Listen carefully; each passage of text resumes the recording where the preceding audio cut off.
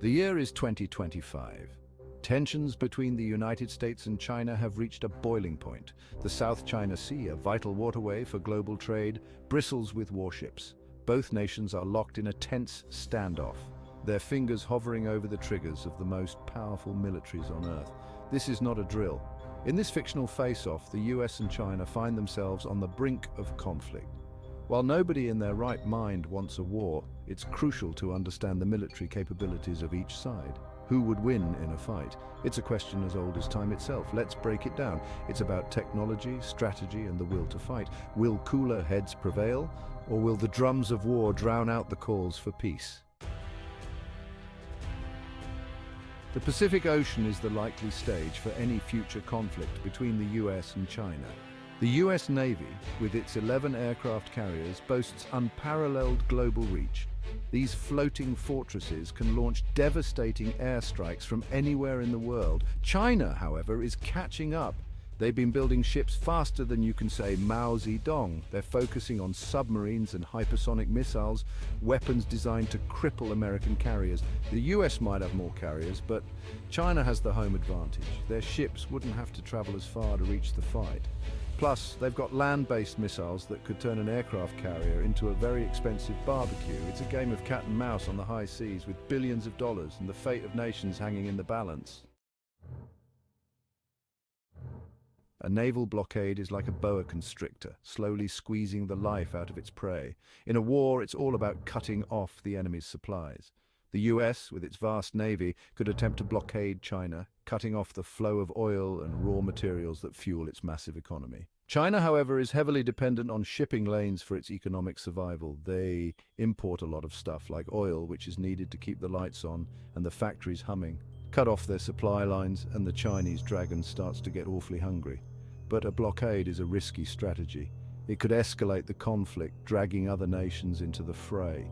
And China isn't just going to sit there and take it. It's a high-stakes game of economic chicken, and nobody wants to blink first. In the skies, it's all about speed, stealth, and firepower. The US boasts the F-35 Lightning II, a technological marvel that's supposed to be invisible to radar.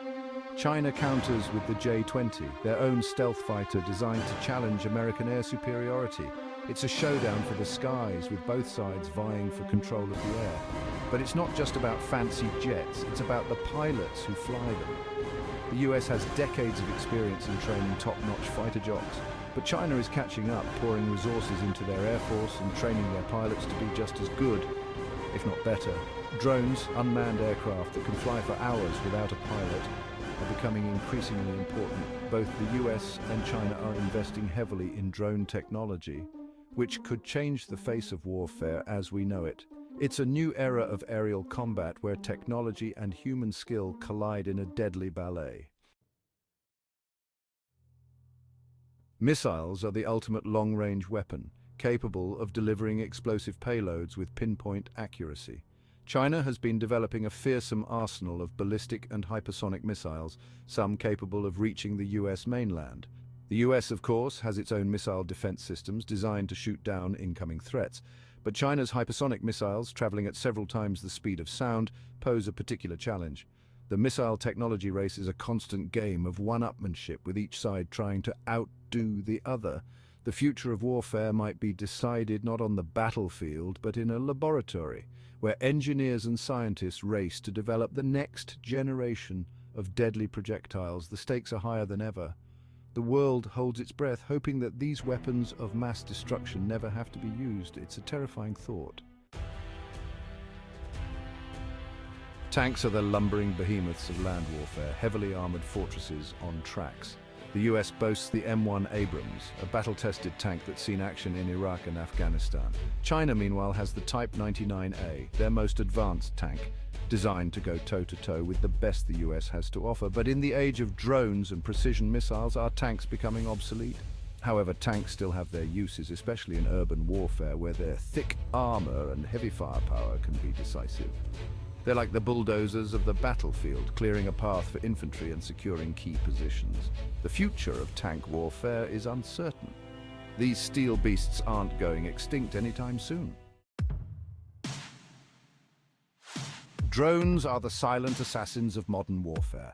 Unmanned aircraft capable of carrying out reconnaissance and airstrikes without risking a pilot's life. The US has been at the forefront of drone warfare, using Predators and Reapers to devastating effect in the Middle East. China has been playing catch-up in the drone game, but they're quickly becoming a major player. They're developing their own advanced drones, some capable of carrying out electronic warfare and even swarming attacks. Drones are changing the face of warfare, allowing for precision strikes with minimal collateral damage. At least that's what they tell us. But they also raise ethical concerns, as they make it easier to wage war without putting boots on the ground. It's a brave new world of remote-controlled warfare, and the implications are both fascinating and terrifying. The future of warfare is unmanned. Drones will play an increasingly important role in conflicts to come. Get used to the buzzing. Warfare in the 21st century extends far beyond traditional battlefields. Cyber warfare, the battle for control of computer networks and information, is already being waged between the US and China. Think of it as a digital duel, where hackers and programmers try to outwit and outmaneuver each other. Space, too, is becoming a contested domain. Satellites, essential for communication, navigation, and intelligence gathering, are vulnerable to attack. China has been developing anti-satellite weapons which could cripple US military capabilities in a conflict. The battles for cyberspace and space are invisible to the naked eye, but they could have just as much impact as any traditional conflict. In the digital age, information is power. The ability to control and manipulate that information could be the key to victory. It's a new kind of warfare, one that's fought not with bullets and bombs, but with bits and bytes. In the 21st century, economic might is just as important as military power.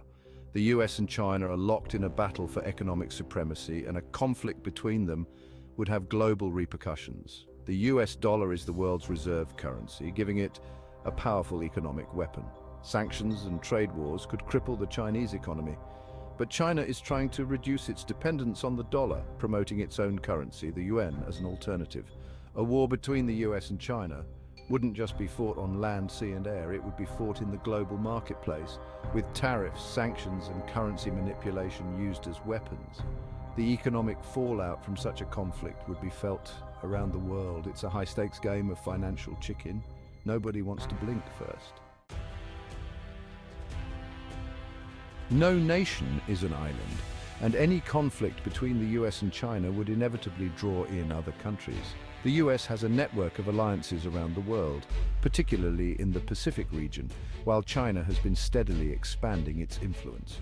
Japan, South Korea and Australia are key US allies in the region, while China has been courting countries in Southeast Asia and beyond. The outcome of any conflict could depend on which side can muster more support from its allies. The battle for allies and influence is just as important as the military balance of power. In a globalized world, diplomacy and soft power can be just as effective as tanks and missiles. It's a delicate dance of alliances, partnerships and strategic maneuvering. The outcome of any conflict would depend not just on who has the bigger guns, but also on who has the most friends in the right places. So, who would win in a hypothetical 2025 war between the US and China? It's a question with no easy answers. Both nations possess formidable military capabilities, and any conflict between them would be devastating. The US still maintains a technological edge in many areas with its advanced aircraft carriers, stealth fighters, and global network of bases. But China is catching up fast with its growing arsenal of hypersonic missiles, cyber warfare capabilities, and economic might. Ultimately, the outcome of any conflict would depend on a multitude of factors, including military strategy, technological advancements, economic resilience, and the unpredictable wildcard of human error. It's a sobering thought, and one that underscores the need for diplomacy and dialogue to prevent such a conflict from ever happening. In the end, the only winners in a war between the US and China would be the manufacturers of weapons and the undertakers. Let's hope that common sense and diplomacy prevail, and that this hypothetical scenario never becomes a reality.